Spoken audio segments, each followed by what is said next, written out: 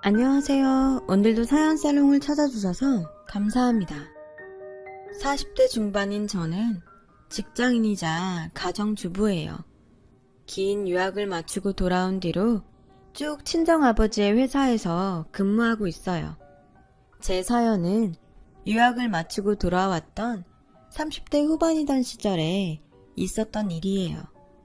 어릴 적부터 공부 욕심이 굉장히 많았어요. 넓은 세상에 대한 궁금증도 많았고요. 다행히 저는 유복한 집안의 외동딸이었어요. 친정이 대대로 큰 공장을 운영하던 집안이었고 친정 아버지가 경영을 맡게 되면서 사업은 하루가 갈수록 확장되어 갔죠. 친정 부모님은 좌우명으로 삼으신 근검절약을 평생 지키며 살아온 분들이셨지만 저희 공부를 위해서만큼은 아끼지 않는 분들이셨죠. 덕분에 저는 대학을 마치기 무섭게 긴 유학을 떠날 수 있었고 원하는 만큼의 공부와 세상 구경을 다 마친 뒤에 귀국할 수 있었답니다. 미국에서 경영학 박사학위 취득과 몇몇의 커리어까지 쌓고 귀국했던 나이가 30대 후반이었어요. 주변에서는 친정아버지의 사업을 물려받을 딸이 있어서 좋겠다는 칭찬이 자자했어요. 무뚝뚝한 친정아버지도 내심 저를 든든하게 생각하는 모양이었죠. 그런 친정아버지에게 단 하나 걱정거리가 있었다면 당신의 건강과 저희 나이였어요. 친정아버지는 평소 너무너무너무 열심히 일해왔던 탓에 건강이 좋지 않았고 당신이 그나마 건강할 적에 제가 결혼하길 바랐죠. 신부 입장만큼은 꼭 당신이 직접 시켜주고 싶다면서요. 세상의 모든 관심과 축복이 신부인 딸에게 쏟아져도 모자랄 결혼식에서 부모된 자리의 건강이 나쁘면 하객들의 눈물로 젖은 결혼식이 될지도 모른다면서요. 저는 친정아버지의 결혼 걱정이 전혀 불쾌하지 않았어요. 좋은 사람을 만난다면야 언제든 결혼하고 자식도 낳아 가정을 꾸릴 생각이었으니까요. 다만 이상형인 지위 고하를 막론하고 모든 이들에게 예의를 갖춰 대하며 행동거지가 올바르고 반듯한 남자를 만나지 못했을 뿐이었죠. 그러던 어느 날 친정아버지가 넌지시 이야기를 꺼내더라고요. 소개팅을 한번 해보지 않으련? 소개팅 누구? 또 아빠 아는 어디 사장님네 아들이랑? 고마운데 마음만 받을게요. 혹시 결혼 생각이 없는 거니? 있어요. 할 거라고 결혼. 좋은 사람을 아직 못 만나서 그런 거지. 미리 얘기하는데 난 돈 보고 결혼할 생각 없어요. 사람이 먼저지. 그럼 됐다. 약속 잡아보마. 네? 일단 만나봐. 만나보면 알 거야. 아, 뭘 자꾸 만나보래. 소개팅 상대는 친정아버지의 사업만큼이나 큰 사업을 경영하는 경영주의 막내 아들이라고 했어요. 이거 혹시 말로만 듣던 정략 결혼인가 싶었던 탓에 처음에는 영 내키지를 않더라고요. 친정아버지가 그럴 뿐은 아니라는 건 누구보다 잘 알고 있었지만 그래도 꺼림칙한 기분을 떨칠 수는 없었죠. 하지만 친정아버지의 거듭된 설득에 못 이기는 척 일단 한 번은 만나보기로 마지못해 결정했어요. 물론 돈만 많았지 인성이 글러먹은 남자라면 당연히 퇴짜를 놓을 생각이었답니다. 그런데 별 기대 없이 만난 소개팅남은 뜻밖의 참 좋은 남자더군요. 친정아버지로부터 전해 들었던 재력과는 다르게 소탈한 차림새가 눈에 띄었죠. 자신을 꾸미는 건 좋지만 나 졸부입네 티내는 것처럼 남들 연봉만큼의 명품을 둘둘 말고 다니며 거들먹거리는 꼴은 딱 질색이거든요. 요즘은 10대 대형 재벌가 사람들도 그 정도로 하고 다니지는 않기도 하고요. 소개팅남은 소탈한 모습도 소탈한 모습이었지만 식당이며 카페며 직원분들을 대하는 태도가 무척이나 빛나는 사람이었어요. 제가 원했던 모든 이들에게 예의를 갖추어 대하며 올바르고 반듯한 행동거지에 이상형 바로 그 자체. 저는 그 사람에게 빠져버렸고 서로를 너무나 마음에 들어했던 저희는 오래지 않아 결혼 준비를 시작하게 되었답니다. 그렇게 시댁에 첫 인사를 드리러 가게 되던 날 예비 신랑이 조심스레 하나의 걱정을 말하더군요. 있잖아 자기야. 혹시 놀랄까봐 그러는데 응? 뭐를? 우리 부모님이 좀 검소해. 좀이 아니라 많이. 괜찮아. 우리 부모님도 검소해. 살고 계시는 집도 많이 낡았고 우리 건물이긴 한데 조만간에 리모델링할 예정이라. 그게 무슨 상관이야. 사람이 먼저지. 시댁은 예비 신랑의 기뜸과 저희 예상보다 훨씬 소박했지만 큰 걱정은 들지 않았어요. 오히려 그 큰 사업을 경영하면서도 사치라고는 찾아볼 수 없는 검소한 시댁의 모습이 더욱 마음에 들었죠. 평생을 근검절약의 아이콘으로 살아오신 분들을 누구보다 잘 알고 있었으니까요. 바로 저희 친정 부모님이죠. 역시나 친정 부모님과 예비 시부모님들은 참 잘 맞는 사돈지간이었어요. 삶의 여정과 가치관, 그리고 태도까지 모든 부분에서 무척이나 닮아있더군요. 그래서였을까요? 양가 어느 쪽이 먼저랄 것도 없이 큰 허례허식은 멀리하면서 정갈한 결혼식을 치르기로 마음을 맞추었죠. 마침 모 연예인 부부의 결혼식을 통해 스몰 웨딩이 트렌드로 자리 잡았던 시점이라 저희 예비 부부도 흔쾌히 동의했고요.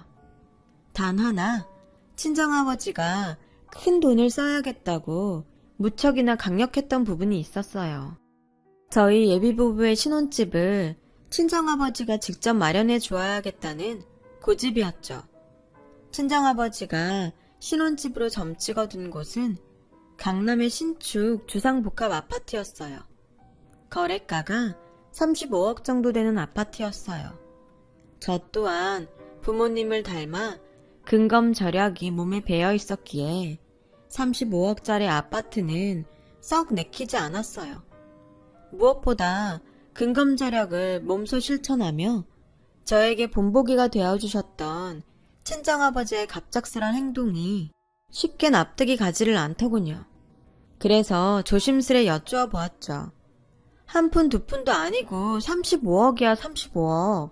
남들은 평생을 벌어도 모을 수 없는 큰 돈이라고요. 돈은 신경 쓰지 마. 아빠 그 정도 능력은 있어. 아빠 능력 없단 얘기가 아니잖아 지금.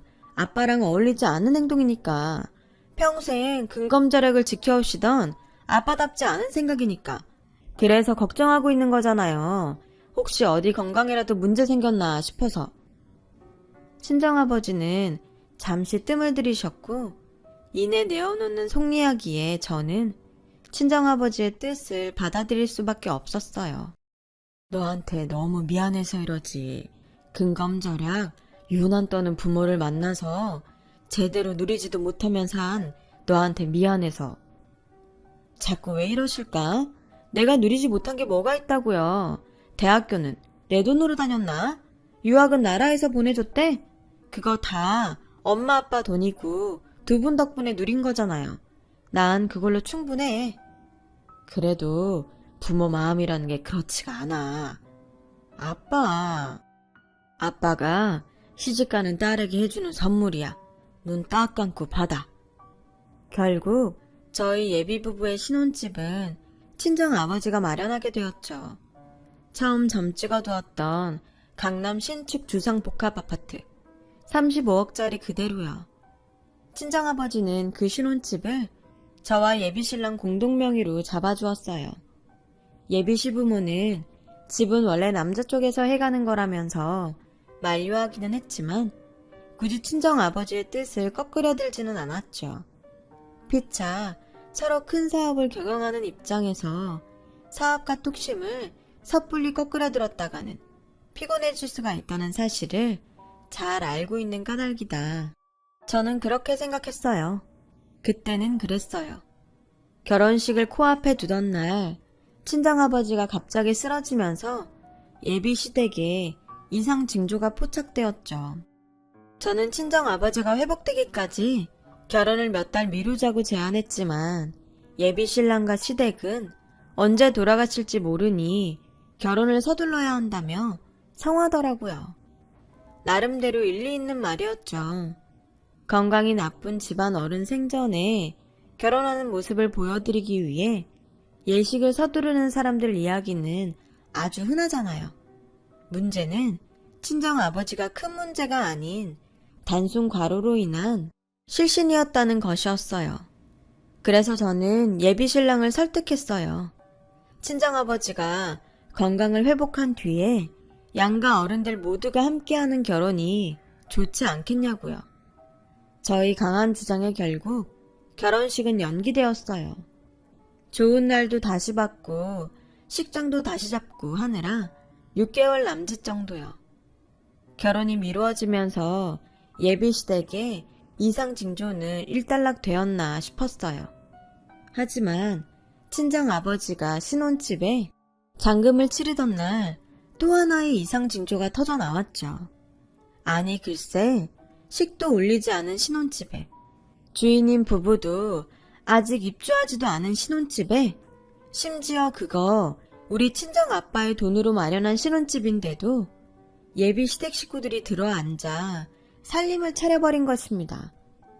저와 예비 신랑의 신혼집이었지 시댁 식구들을 모시고 산다는 이야기는 없었기에 저는 예비 신랑에게 자초지종을 물었어요. 이게 어떻게 된 일이야? 시댁 놔두고 신혼집에 왜 굳이?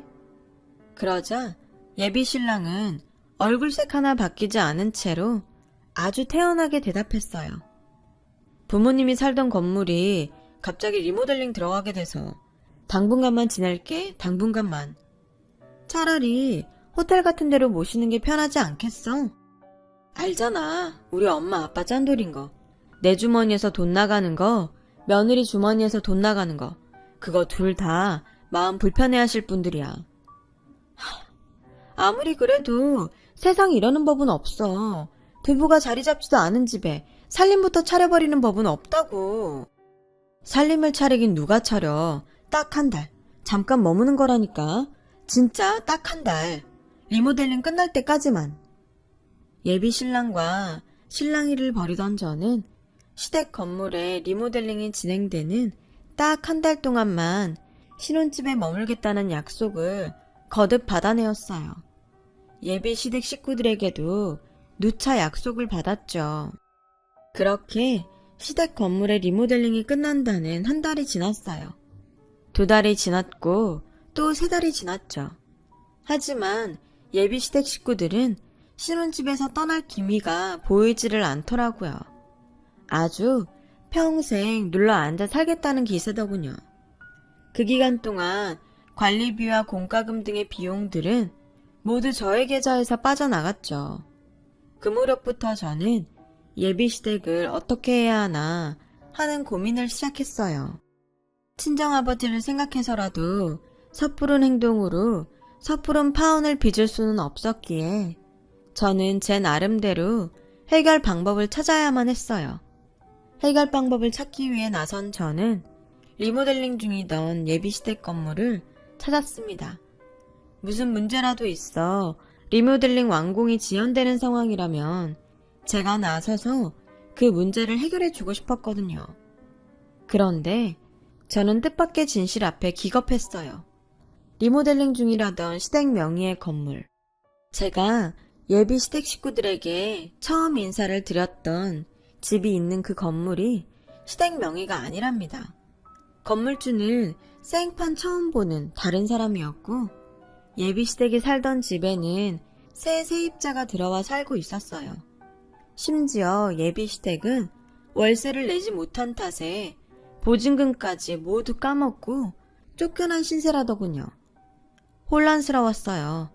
그 큰 사업을 하는 예비 시댁이 월세가 없어서 쫓겨난 상황이라니. 아, 이 결혼 뭔가 크게 잘못되었구나 싶었죠. 그 복잡한 마음을 제일 친한 친구에게 남몰래 털어놓았어요. 그러자 친구가 의문스러운 이야기를 들려주었습니다. 있잖아, 놀라지 말고 들어. 오늘 알아낸 일로도 충분히 놀랐어. 더 놀랄 일이 뭐 있다고. 아, 뭔데? 응?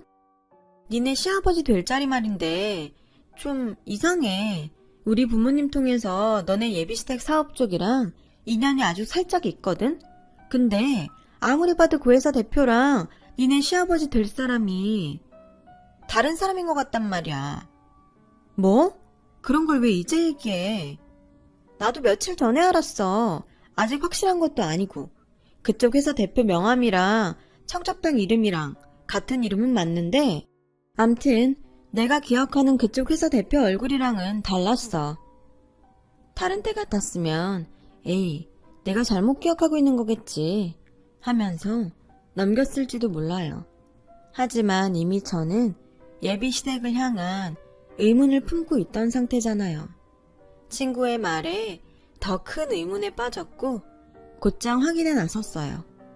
그랬더니 예비 시댁의 사업이라던 회사 대표의 이름은 최국현, 예비 시아버지의 이름 또한 최국현. 하지만 이름만 같을 뿐 전혀 다른 사람이었죠. 더 놀라운 것은 예비 시아버지의 이름인 최국현이 최근에 개명한 것이라는 사실이었어요. 최근이 언제냐면 바로 친정아버지가 그쪽 집안 사람들을 알게 된 직후에 저에게 소개팅을 제안했던 사이에 어느 날이었죠. 예비시댁은 사업가도 뭣도 아니었어요. 건실한 사업가인 척 감쪽같이 사칭하고 저와 친정 식구들의 사람을 보는 눈까지 맞추어가면서 의도적으로 접근한 사기꾼일 뿐이었어요. 예비시댁 식구들 모두가 동참한 결혼 사기. 목표는 당연히 친정의 돈이었겠죠. 저는 파혼을 마음먹은 한편으로 그 가족 사기단을 사기죄로 형사 고소하기로 결심했고 그 속내를 숨긴 채로 차곡차곡 증거들을 모아 나가기 시작했어요. 오래지 않아 모든 증거들을 확보한 저는 파혼 선언을 위해 가족 사기단이 무담 점거하고 있는 신혼집을 찾았죠. 마침 그간 대면대면해져 있던 저의 태도에 마음이 조급해져 있던 모양이더군요. 행여 이대로 멀어지다가 결혼이 깨지기라도 할까 걱정했던 모양이에요. 예비 시어머니라고 생각했던 여자가 흉악한 속내를 노골적으로 드러내더라고요. 예, 너희 요즘 무슨 일 있니? 어머님 눈에도 있어 보이시나 봐요. 눈치가 그렇더만 뭐 갑자기 대면대면해진 것이 싸웠구나. 저는 싸운 적 없다고 생각하는데 아드님께 물어보던가요. 그쪽 생각은 혹시 모르잖아요? 어머머머, 얘가 진짜 왜 이래?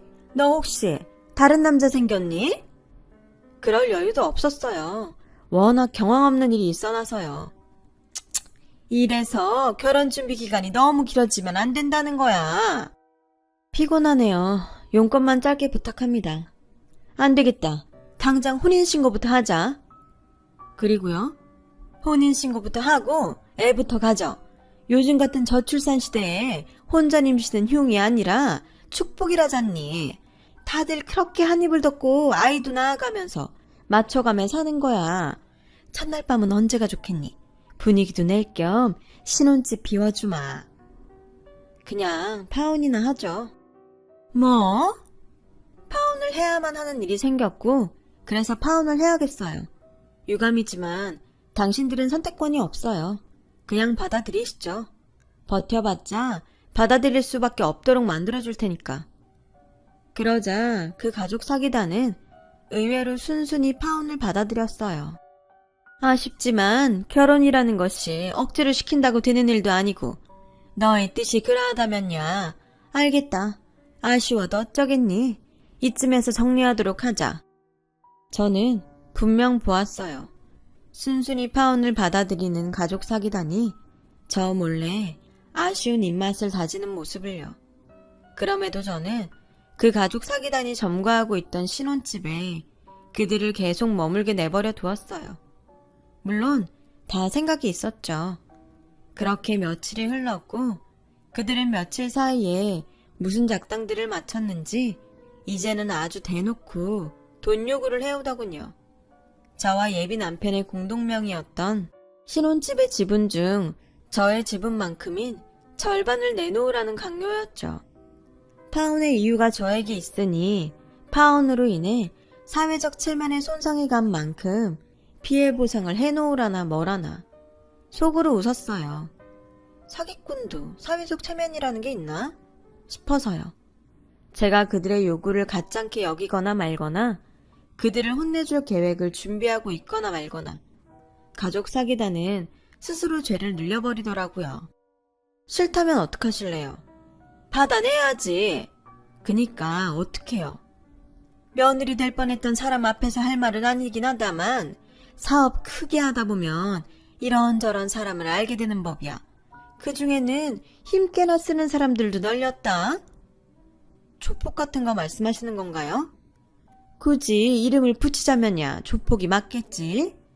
아, 네. 정리하자면 이렇네요. 제가 가지고 있는 신혼집 지분의 절반을 내어놓지 않으면 조폭을 동원해서라도 받아가겠다. 맞죠? 가볍게 듣지 말어. 우린 진심이야. 순순히 내놓지 않는다면야 조폭보다 더한 사람들까지 동원해서 쥐도 새도 모르게 없애버리는 수가 있어. 너희 가족 모두. 저는 속으로 쾌재를 부르면서도 겉으로는 겁먹은 척 주랭랑을 쳐버렸어요. 협박죄 추가죠. 물론 신혼집 지분은 남겨주지 않았고 제가 소송 퍼레이드를 준비하고 있다는 사실 또한 전혀 들키지 않은 채로요. 저는 그 길로 준비했던 해외여행을 떠나버렸어요. 마침 베트남에 막 새로 진출한 참이었던 친정아버지의 공장을 제가 맡아서 경영하기로 되어 있었거든요. 새 공장이 자리를 잡기까지 맡아줄 사람이 필요했고 해외 커리어가 있던 제가 적임자였죠. 제가 베트남 출장을 떠나 있던 기간만 장장 3년이에요. 그 긴 시간 동안 가족 사기단은 안심하고 신혼집에 머물며 하하호호 즐겁게 있었어요. 얼마나 좋았겠냐고요. 굳이 제가 지분을 넘기지 않아도 35억의 절반이면 17.5억을 이미 꿀꺽한 셈인데다가 하루하루 집값이 올라가는 상황이었으니까요. 하지만 역시나 제 예상대로 그 사람들의 욕심은 17.5억 그리고 올라가는 집값만큼의 플러스 알파에 머무를 만한 것이 아니더군요. 제가 베트남 출장을 떠나 있던 3년 동안 그 가족들은 종종 저에게 전화를 걸어 신혼집 지분의 절반을 요구하는 협박을 가해왔어요. 저는 그 모든 통화들을 꼬박꼬박 받아주었고요. 당연히 지분을 넘겨주겠다는 말은 입 밖으로 절대 내뱉지 않으면서도 괜히 네네 도돌이표나 찍어대면서 통화를 질질 끌었죠. 왜냐고요? 입만 열면 조폭 운운하는 그들의 한마디 한마디가 모두 협박죄의 증거였던 데다가 국제전화 요금, 그거 만만하지가 않거든요. 기왕 가족 사기단에게 파멸을 안겨주기로 결심한 이상 10원짜리 하나하나 알뜰하게 파멸시켜야 속이 시원하지 않겠어요? 그런 의미에서 제 통장에서 꼬박꼬박 빠져나가는 신혼집의 공과금과 관리비 등의 지출 또한 모르는 행세를 했어요. 그리고 출장을 마치던 날 한국행 귀국 비행기에 오르며 저는 한때 예비 신랑이었던 남자에게 전화를 걸고는 제 할 말만 하고 끊어버렸어요. 비행기 탈 시간이니까 짧게 말할게. 공항으로 나와. 거기서 깔끔하게 다 정리하자. 귀국한 제가 공항의 모습을 드러낸 순간 신혼집 지분을 받기 위해 공항에서 기다리고 있던 가족 사기단은 경찰들에 의해 체포되었어요. 베트남을 떠나기 얼마 전 저는 회사 법무팀을 통해 가족 사기단을 협박죄로 형사 고소해 두었어요. 제가 3년간을 수집해둔 증거들을 확인한 경찰들은 가족 사기단의 위험성이 크다고 판단하였고 이내 구속수사를 위해 가족사기단 검거에 나섰던 것입니다. 제가 가족사기단을 굳이 공항으로 불러낸 이유 또한 경찰을 돕기 위해서였고요. 그날 밤 저는 구치소로 이동 전 유치장에 임시 수감되어 있는 그 사람들을 찾았고 예비 신랑이었던 남자를 접견했어요. 처음엔 우습더라. 사람을 얼마나 쉽고 만만하게 봤으면 이딴 짓이나 꾸몄을까? 당신이 어떻게 우리한테 이럴 수가 있어? 우리 사랑했던 사이야. 당신 시부모 될 뻔했던 분들이고. 속아서 했던 가짜 사랑이었지.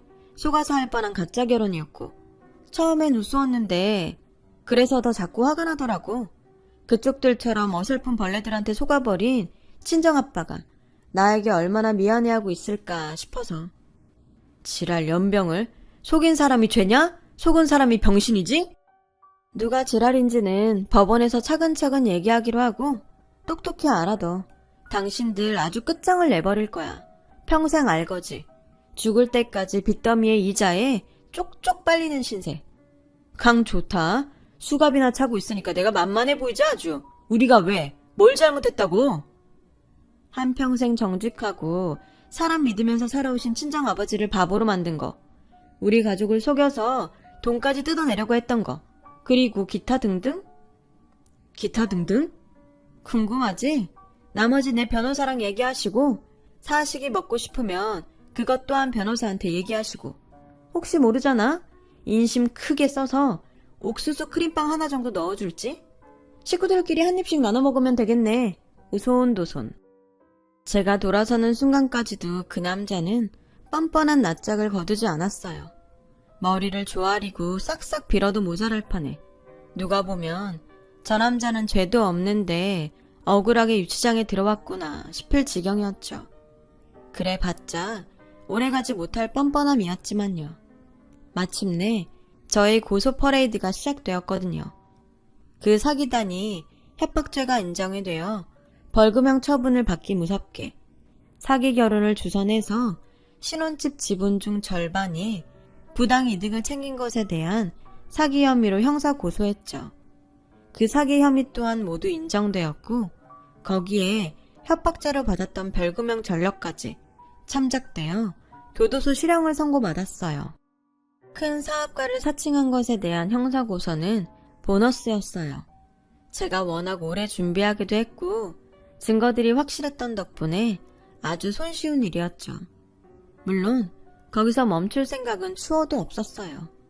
그 사람들이 교도소 수감 생활을 하는 동안 저는 신혼집 지분 중 예비 신랑의 명의로 넘어가 있던 절반의 지분을 반환하라는 민사소송을 걸었고 이 또한 승소했습니다. 신혼집의 모든 지분은 완전하게 저희 명의가 되었어요. 그로부터 얼마 뒤 형기를 마친 그들이 교도소에서 출소하던 날 저는 그들에게 청구서 하나를 날렸어요.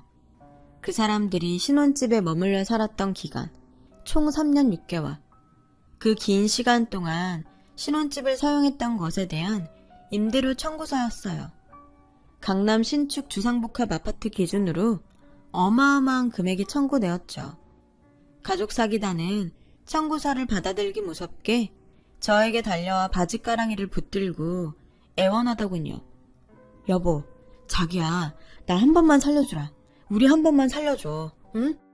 말 똑바로 하시죠. 누가 당신 여보고 자기야? 미안합니다, 선생님. 아니, 여사님. 저희 한 번만 살려주세요. 임대료를 조금 깎아주기라도 하세요. 이 정도면 직장인들 10년 뻣빠지게 벌어야 갚을 수 있을까 말까 한 돈입니다. 미리 얘기했잖아. 당신들 아주 끝장을 내버릴 거라고. 평생 알거지. 죽을 때까지 빚더미에 이자에 쪽쪽 빨리는 신세. 그러게 교도소에서 미리 준비를 하고 나왔어야지. 나 말고도 다른 사람들한테도 사기친 거 생각하면 너넨 그냥 계속 거기 있어도 시원찮아. 다른 사람들은 괜찮아서 가만히 있었을 것 같니? 교도소에서 무슨 준비를 어떻게 합니까? 예? 다른 사람들은 다른 사람이고 그리고 가족들이 다 전과자 입장이라 취업 같은 것도 어려워요. 봐주십시오. 빚 갚다 굶어 죽을 순 없지 않습니까? 그럽시다. 좀 깎아는 드릴게. 감사합니다. 그럼 얼마나? 100원 단위는 안 받을게요. 1000원 단위부터 계산해서 내면 돼. 야, 씨, 지금 그걸 말이라고? 겉봐, 바로 본성 나오네. 이래서 사람 고쳐 쓰는 거 아니라는 말이 있는 거지. 암튼 이런 부류의 전과 자랑은 같은 공기를 마시는 것만으로도 역겨우니까 그만 꺼져 주시죠. 맞다. 선물 하나 더 있으니까 가져가. 지금 열어봐도 좋고 나중에 열어봐도 상관은 없고. 제가 봉투 하나를 건네자 그 사람들은 혹시 돈인가 싶었는지 급히 봉투를 찢기 바쁘더군요. 하지만 봉투 안에 들어있던 종이가 드러나게 무섭게 가죽 사기단은 아수라장이 되고야 말았어요. 예비 시어머니가 될 뻔했던 여자는 그냥 주저앉았고 예비 시아버지가 될 뻔했던 사람은 머리를 쥐어 뜯었어요. 신랑은 먼 산만 보더라고요. 그 종이는 바로 또 다른 청구서였어요. 지난 3년 6개월 동안 제 명의의 통장에서 출금되었던 관리비와 공과금 청구서였습니다. 그 청구서 또한 가족 사기단이 감당할 수 없을 만큼 거액이었죠. 살짝 귀띔을 드리자면 한 달 관리비로 1, 200은 아주 쉽게 넘어가는 돈이었어요. 사기꾼 가족은 일용직이나 전전하는 신세가 되어 있어요. 그나마 전과자 처지에 일용직조차 쉽게 구할 수도 없는 상황이라고 해요. 더욱이 겨우겨우 벌어들인 몇 푼 안 되는 수입마저도 거의 대부분이 저에게 자동 인출되고요. 제가 청구했던 신혼집의 임대료 관리비, 공과금 모두가 고스란히 빚으로 되어버렸기 때문이죠. 평생 벌어도 갚지 못할 거액인 탓에 종종 야반도주를 시도하지만 그러거나 말거나 저는 번거로울 일 없어요. 제가 고용한 합법 채권 추심업체가 그들을 끝끝내 찾아내 돈을 받아내거든요. 이 시간에도 이자는 쭉쭉 불어나고 있죠. 현재 저는 다른 남자와 결혼해 행복한 가정을 일구었어요. 남편은 인품, 능력, 무엇 하나 빠지지 않을 만큼 좋은 반려자예요. 그런 일들을 겪고 나니 지금 옆에 있는 사람에게 더 고맙고 소중해지더라고요. 여러분은 저 같은 일 겪지 않으셔도 옆에 소중한 사람들이 있으시죠? 오늘은 한 번 더 그 사람을 생각해 보시는 건 어떨까요? 제 긴 이야기 들어주셔서 감사합니다. 행복한 하루 되세요. 여러분, 사연 댓글에 응원과 현명한 조언 부탁드려요. 좋아요와 구독은 저에게 큰 힘이 됩니다. 오늘도 좋은 일 가득하세요.